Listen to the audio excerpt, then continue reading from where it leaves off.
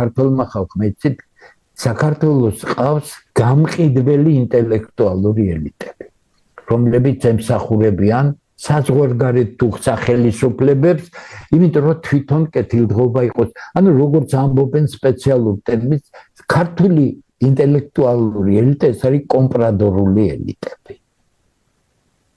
იგივეა პოლიტიკური ელიტები ამ სიტუაციაში ადამიანი იმისთვის რომ გაძლოს აქ მიდის მინიმალური წინააღმდეგობის გზით მაგრამ როდესაც ძალიან გაჭირდა უკვე 100,000-ობით ადამიანი გარბის ქვეყნიდან.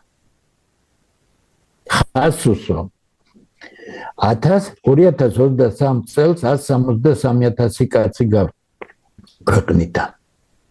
აქედან 140,000-მდე იყო ქართველი.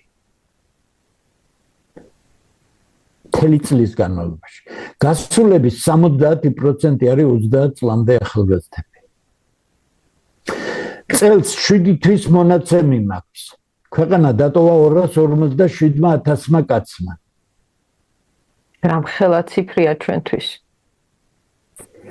ახალგაზრდების ტენდენცია მე დიდია, იგივეა, მაგრამ ახლა კიდე ახალი ტენდენცია არის. ოჯახები ყიდიან ყველაფერს და მიდიან. ერთხელ თქვი გავიმეორებ, იმიტომ რომ ეს უნდა ვიმეოროთ ჩვენ. ჩემთან მოვიდა ცნობილი გინეკოლოგი, გასაგებია თავისი პროფესიული საქმიანობის გამო და მითხრა რომ რასაც თქვენ ამბობთ, მე თქვენ ახლა გეტყვით ინფორმაციას. საქართველოს მოქალაქე ქალებს შორის, ფეხმძიმე ქალებს შორის. ეთნიკური ქართველი ფეხმძიმე ქალი არის 30%. ეხლა მე თქვენ გეკითხებით. რომელ მიშაზე და რომელ ბიძინაზე მელაპარაკებით? რა ხოცებზე და რა ნაცებზე მელაპარაკებით?